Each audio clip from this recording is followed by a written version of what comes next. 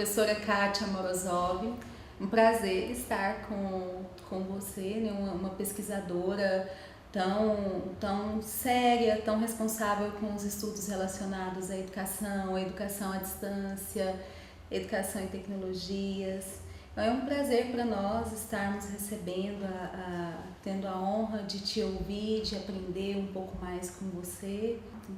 Diante disso, professora Kátia, nós gostaríamos de saber realmente um pouco de você, como que surgiu o interesse pela educação à distância, como que deu a sua trajetória desde a UFMT, a sua experiência no Japão com o curso de pedagogia.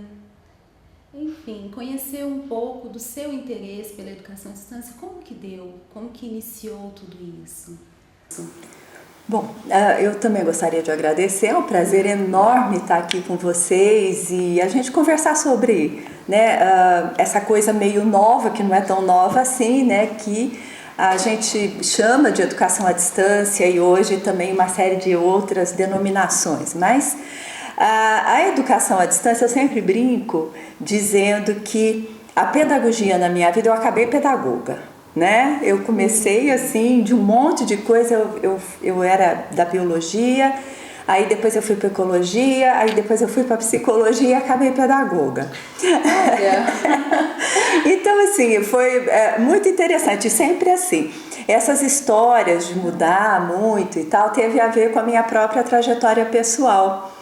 E então era assim, meu marido mudava, eu mudava junto, eu tinha menina, eu mudava, né? Então assim, que não é muito diferente das mulheres em geral, né? Essa trajetória. De qualquer maneira, é uma trajetória também que ela foi muito importante porque eu transitei por várias áreas, né? Com relação à educação à distância não foi muito diferente. Eu tinha feito concurso na UFMT, eu tinha recém terminado o mestrado e eu fiz o concurso para a área da didática. E eu sempre brinco dizendo que a hora que a gente entra na universidade, todo mundo acha que você pode tudo. E nesse período, início dos anos 90, a gente passou por uma reforma administrativa na UFMT e o que era o Departamento de Educação se transformou no Instituto de Educação. Nesse período, nós fomos desafiados pela Unesco, à época, no sentido de se pensar um grande projeto de educação à distância para a Amazônia Legal. E naquele momento, a ideia foi que nós nos juntássemos com Pará, Amazonas, Roraima, enfim, todos esses estados, junto com Venezuela, as Guianas, as três, né? A Colômbia, Venezuela, e pensar um projeto nesse sentido. E foi muito interessante porque foi assim, ninguém queria trabalhar com educação à distância, então foi assim, a Kátia que chegou agora, é ela que vai ela assume a educação à distância. Né? Então eu falei, bom, o que eu vou fazer, né? Da mesma maneira que as outras pessoas, eu também não queria, porque eu também não conhecia, enfim, né? E aí a gente começou a pensar esse projeto, houve uma assessoria da Télé-Université do Québec. Depois de mais ou menos um ano de trabalho, 91, final de 91, aí a Unesco falou, tudo bem, agora nós queremos o projeto. Quando eles disseram isso, todo mundo saiu, só ficou a UFMT. Eu falei, olha, a gente tem à disposição, agora eu também não posso trabalhar sozinha, né? E aí a gente montou uma equipe dentro da UFMT com vários professores de licenciaturas. A ideia foi de trabalhar com as licenciaturas. E a gente formou um grupo inicialmente de 32 professores. E aí a gente fez 2 estudos, 2 pesquisas, que teve o financiamento da Unesco, que foi uma sobre a formação de professores no estado do Mato Grosso, e a outra sobre, vamos dizer assim, um pouco o que era o estado da formação dos professores da rede pública. Eu não me lembro os números todos, mas naquele período, início da década de 1990, algo em torno de 60% dos professores da rede pública mato-grossense não tinham nível superior. Nossa. Desses que tinham o ensino médio ou magistério, algo em torno de 40% deles que atuavam na educação básica à época, não era educação básica, era, eu nem me lembro o nome, mas enfim, algo em torno de 30% a 40% tinham se formado no nível médio com um projeto de curso que se chamava, como é que se chamava? Eu lembro depois, né? Mas, e que foi dado na modalidade à distância. Então, naquele momento, a gente decidiu que nós faríamos um curso de formação, então, em nível superior, para o pessoal da educação básica, porque era pedagogia, e era um momento assim que acontecia muita coisa, Cláudia, era muita coisa que acontecia. Então a pedagogia estava sendo revista. Isso na década de 90, início da década de 1990. E aí a pedagogia revista acabando com a coisa das habilitações de orientação, especialização, enfim, especialização não minto, supervisão escolar, isso, administração e tal. E também era um momento que começava a se discutir as políticas para a formação em nível superior do pessoal que atuava nos anos iniciais do primeiro grau, à época. Junto conosco veio uma proposta, e isso é muito importante, do governo do estado do Mato Grosso. Foi muito interessante esse trabalho. E a gente trabalhou na perspectiva de criar um programa interinstitucional de qualificação docente, juntando a federal, a estadual, o governo do estado, né, as prefeituras e as secretarias de educação.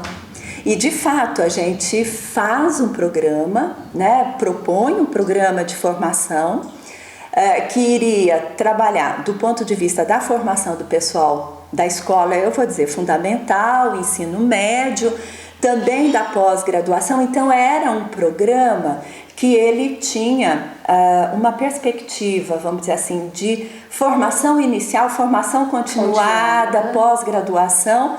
Junto com isso foi proposto um trabalho de reformulação da carreira profissional com piso no estado do Mato Grosso, com piso. Foi um dos primeiros estados com piso. Então foi um pioneirismo, na verdade. Muito pioneiro. E a coisa da gestão democrática. Então o programa, ele atuava, ele propunha metas e tal em 3 dimensões: da formação, do financiamento e da gestão. E aí era um programa que ia durar de 1994 a mais 10 anos, 2004. Né? Com uma série de metas e tal, com recursos dedicados a isso. Disso saiu o programa que a gente chamava Licenciatura para a Formação dos Professores de 1ª a 4ª séries. Era esse o nome que tinha. E aí, quando a gente envia esse projeto para a TELUC, né, a Teleuniversité que nos assessorava, eles disseram: olha, o projeto é lindo, maravilhoso, vocês sabem número, vocês entendem de currículo, mas vocês não sabem nada de educação à distância. Vocês não pensaram em material, vocês não pensaram nas equipes, vocês não pensaram em polos ou centros de apoio, chamava de centros de apoio. Isso não é educação à distância. Vocês estão pensando, é ótimo, a gente concorda com o currículo, com as perspectivas que vocês propõem, mas vocês vão ter que aprender de educação à distância. E aí, durante um ano, a equipe, que de 32 ficou reduzida a 10. A 10. Qual foi o motivo que foi distanciando? As pessoas não acreditavam. Não acreditavam na educação à distância. Não acreditavam que aquilo poderia, enfim, ter algum sucesso, né? E aí eles propuseram um programa de capacitação para essa equipe. Então a gente teve três tipos de formação. As equipes se dividiram, na verdade, né? Uma fez um estágio na Estatal da Costa Rica, na UNED da Costa Rica, né? A Universidade Nacional de Educação à Distância da Costa Rica. Teve um grupo que fez um estágio na própria TELUC, no Quebec, no Canadá, e teve uma outra equipe que foi para a Open University, para a gente a gente entendeu um pouco mais o que seria, né? Da educação à distância. Quando nós voltamos e a gente sentou para conversar, a gente ria muito, porque a gente sabia o que não fazer. Mas o que fazer a gente não sabia também, né? A Teluk, já naquela época, eles usavam intensamente tecnologias. CDs e tal, já havia internet para eles lá no Canadá. E a Open, que trabalhava muito mais com a educação continuada e não com a formação inicial.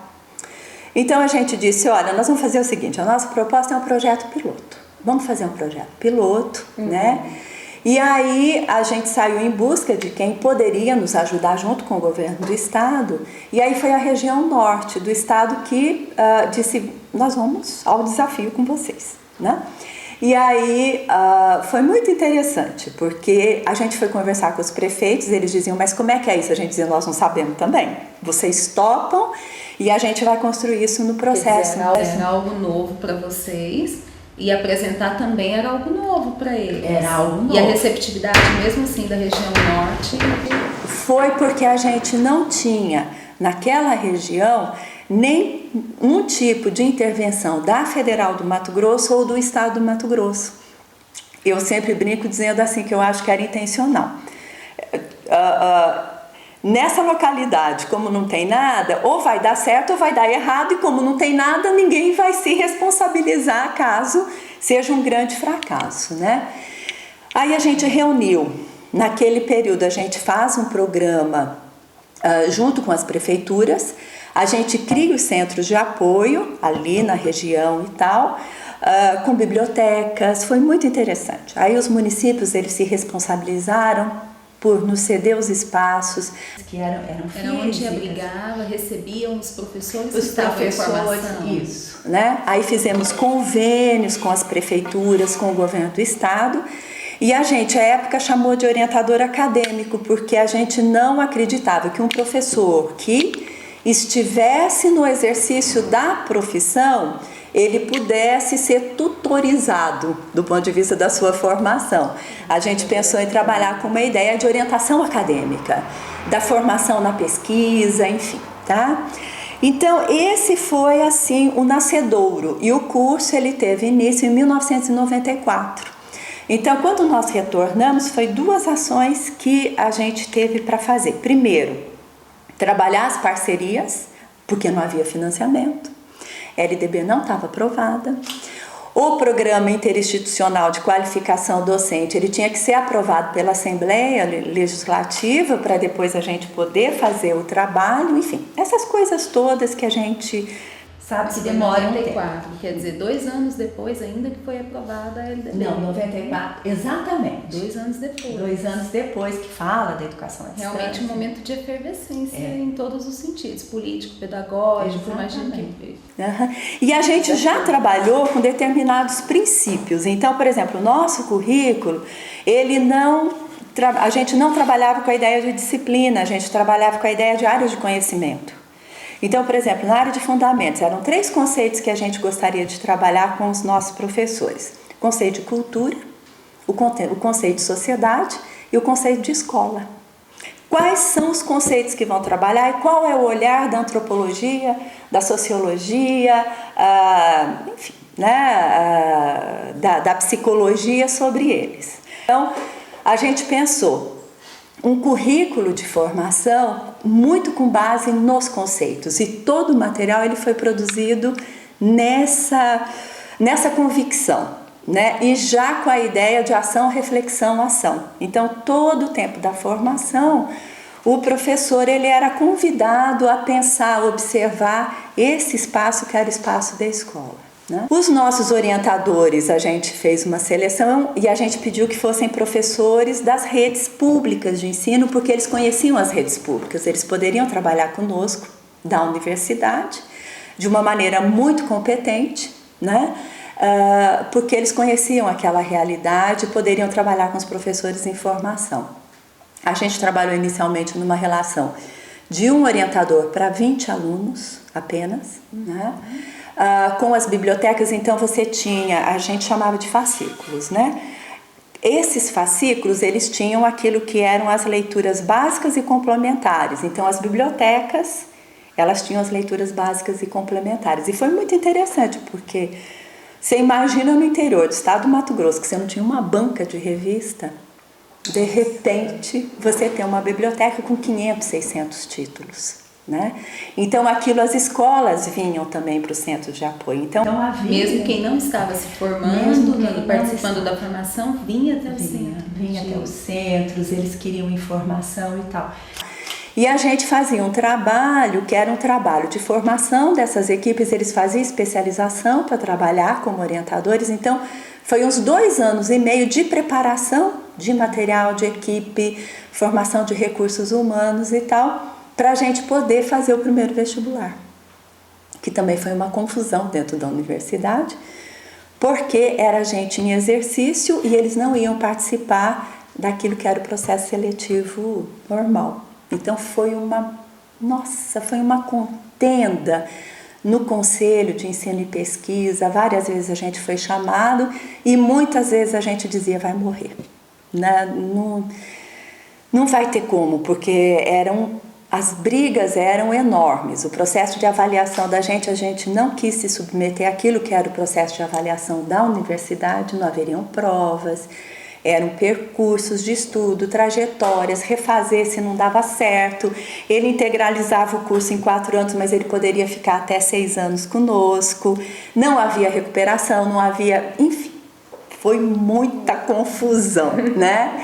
E quando a gente manda o processo para o Ministério de Educação e Cultura, eles mandam o processo de volta para a gente, de autorização do curso. Que eles disseram: nós não temos nada, nós não temos legislação, vocês façam o que vocês quiserem disso aí, porque não existe, né? Aí a gente trabalhou, a primeira turma ela se formou em 1998, finalzinho de 98, início de 99. E ele era todo à distância? A formação toda à distância? Toda à distância. E uma curiosidade, professora Kátia, que ambiente vocês utilizavam? Não havia internet. A internet foi chegar na universidade em 1994, 1999, que a gente tinha um outro projeto, esse era um outro projeto internacional que chamava CERENAT, Centro de Formação de Recursos para Educação à Distância. O financiamento vinha pelo Canadá. E desse projeto participavam a PUC chilena, a Cheikh Anta Diop, que é uma universidade do Senegal, a UNED da Costa Rica, né? As Ilhas Maurício, a Universidade das Ilhas Maurício, e a Téléuniversité do Québec. Então a ideia era de formação de um centro internacional de educação à distância. E para a gente poder fazer isso, então, quem pagou o primeiro link de internet, que era discada, pensar naquilo tudo era uma loucura, aí foi justamente esse projeto. Então, o primeiro local de internet na UFMT foi lá no Instituto de Educação. Mas a gente não trabalhou inicialmente com a internet, a gente trabalhava com essas outras universidades com a internet. A gente conseguia falar com o mundo, mas não com o interior do Mato Grosso. E cada link depois já 2000 alguma coisa que a gente abriu, alguns links para videoconferência, a universidade pagava mais de R$15 mil por cada um desses links, porque era satélite, né? Então, assim, era muito caro. E aí a gente conseguiu fazer alguns cursos, foi as primeiras vezes que a gente foi experimentar ambientes virtuais. A gente trabalhou com a AulaNet, a gente trabalhou com o Teleduc, nós trabalhamos com um outro ambiente que havia, que era da Teluc, mas ele era muito sofisticado, mas tinha que ter uma conexão muito boa. E a gente começou a trabalhar com os materiais eletrônicos. Aí esse foi um outro projeto, esse foi financiado pela FINEP, foi um projeto de inovação pedagógica, que a gente trabalhou com CD-ROM. Então, todo o curso ele foi transformado numa linguagem multimídia. Aí foram os primeiros laboratórios que a gente abriu no centro de apoio, como nós chamávamos, né? os alunos vinham até lá para trabalhar com CD-ROM, né? E aí, fantástico, lindo, foi um trabalho que a gente fez com a Universidade de Mondragón, na Espanha. E foi um trabalho de uns 2 anos, mas a gente conseguiu, como é que eu diria, multimedizar, né, todo o currículo do curso, ficou lindíssimo. E a gente trabalhou com eles porque a gente não sabia trabalhar com direitos autorais, nada disso. E essa universidade, ela é uma universidade corporativa, mas ela tem um centro multimídia fantástico. E foi justamente por conta disso que a gente foi em busca deles e tal. E a FINEP, assim, quando a gente acabou o trabalho, que eles viram o resultado, eles ficaram encantados com o trabalho, né? A gente recebeu umas menção de honra, essas coisas. E aí, 1999, com a formação da primeira turma, a gente faz o primeiro processo de expansão. Se eu não me engano, são 3, a gente chamava de micro-regiões, né? Mas 3 micro-regiões se integram ao projeto. Aí a gente formou 300, de 350 a gente formou 301, 302 alunos. Pouca desistência em... Pouquíssima. Assim, uma das características do nosso trabalho é justamente essa. A gente tem uma evasão muito baixa, por conta do processo de acompanhamento. A gente aprendeu, nessas idas e vindas de formação, que um dos dados mais significativos que você tem na educação à distância, eles não chamam de evasão, é o abandono. Se o abandono é alto, é porque as interações e mediações não funcionam. A gente fez um processo de expansão, a gente só foi ter autorização, acho que foi, não me lembro agora, mas acho que foi o primeiro credenciamento que saiu, porque a primeira legislação saiu em 1998. A gente foi ter uma regulamentação apenas em 2003, de autorização de funcionamento, essas coisas todas. Aí o curso foi reconhecido, foi uma batalha muito grande, todo mundo desconfiando muito daquilo, se ia sair, não ia sair e tal. Aí, 2003, 2004, a gente começou a trabalhar assim com pontas de ambientes virtuais. Como eu disse a vocês, mais a aula net, porque a gente ainda não tinha, era o menos caro que a gente tinha. Então é um pouco isso, a gente depois deu uma assessoria para uma série de instituições no Brasil. No Brasil, a gente trabalhou com Espírito Santo, Caxias do Sul, a UFOP, Lavras, olha, eu não me lembro, sei dizer que foi umas 15 ou 16 instituições que a gente foi dando o apoio de formação das equipes, de uso do material, enfim.